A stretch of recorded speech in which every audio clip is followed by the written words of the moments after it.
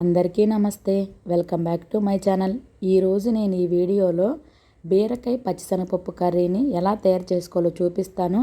బీరకాయ కర్రీ ఇష్టం లేని వాళ్ళు కూడా ఒక్కసారి ఇలా ట్రై చేయండి, మీకు చాలా బాగా నచ్చుతుంది. ఇంకా దీనికి కావాల్సినవి ఒకసారి చూద్దాము. కేజీ బీరకాయలు తీసుకున్నాను, 2 ఉల్లిపాయలు, 2 పచ్చిమిరపకాయలు, 50 గ్రాములు పచ్చిశనగపప్పును తీసుకొని 2 సార్లు శుభ్రంగా కడిగి అరగంట ముందు నానబెట్టుకోవాలి. బీరకాయలని ఇలా చిన్న ముక్కలుగా కోసుకోవాలి. అలానే ఉల్లిపాయలు, పచ్చిమిరపకాయలను కూడా కట్ చేసుకొని పక్కన పెట్టుకోవాలి. తర్వాత స్టవ్ వెలిగించి స్టవ్ మీద కుక్కర్ పెట్టి కుక్కర్లో ఆయిల్ యాడ్ చేయాలి. ఆయిల్ హీట్ అయిన తర్వాత దీనిలో పచ్చిమిర్చి అలానే ఉల్లిపాయలని వేసుకోవాలి. వీటిని ఒక్కసారి కలుపుకొని దీనిలో కొద్దిగా సాల్ట్, చిటికెడు పసుపు వేసి కలుపుకొని కొద్దిగా వేగనివ్వాలి. ఇది వేగిన తర్వాత దీనిలో 1 స్పూన్ అల్లం వెల్లుల్లి పేస్ట్ వేసి ఒక్కసారి కలుపుకొని పచ్చివాసన పోయేంత వరకు వేగించుకోవాలి.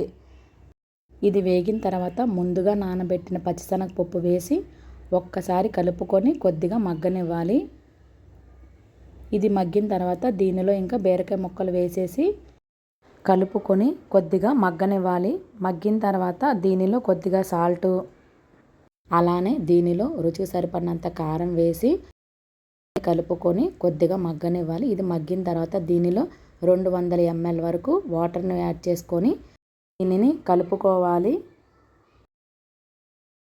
ఇంకా కుక్కర్ మూత పెట్టేసి 3 విజిల్స్ రానివ్వాలి. ఇది చల్లారిన తర్వాత కుక్కర్ మూతను తీసి పచ్చిశనగపప్పు ఉడికిందో లేదో చెక్ చేసుకోవాలి. ఇక్కడ నాకు ఉడికిందండి, మీకు ఉడకపోతే ఇంకొక విజిల్ కానీ 2 విజిల్స్ కానీ వేసుకుంటే సరిపోతుంది. ఇక్కడే సాల్టు, కారం చెక్ చేసుకోవాలి. ఇక్కడ నాకు కొద్దిగా సాల్ట్ తగ్గింది, నేను యాడ్ చేసి కలుపుకున్నాను. ఇందులోనే 1 టేబుల్ స్పూన్ ధనియాల జీలకర్ర పొడిని వేసుకొని కొద్దిగా ఉడికించుకోవాలి. ఇంకా గ్రేవీ కన్సిస్టెన్సీ అనేది మనకి ఇలా రాగానే ఇంకా స్టవ్ ఆఫ్ చేసేసుకోవడం. అంతేనండి, టేస్టీ బీరకాయ పచ్చిశనగపప్పు కర్రీ రెడీ. వీడియో మీకు నచ్చితే ఒక లైక్ చేయండి. ఈ కర్రీ ఒక్కసారి మీరు కూడా ట్రై చేయండి. ఎలా వచ్చిందో నాకు కమెంట్ చేయండి. మీ ఫ్రెండ్స్ అండ్ ఫ్యామిలీకి షేర్ చేయండి. మరిన్ని ఇలాంటి రెసిపీస్ కోసం నా ఛానల్ని ఇప్పుడే సబ్స్క్రైబ్ చేసుకోండి. Thanks for watching. Bye bye.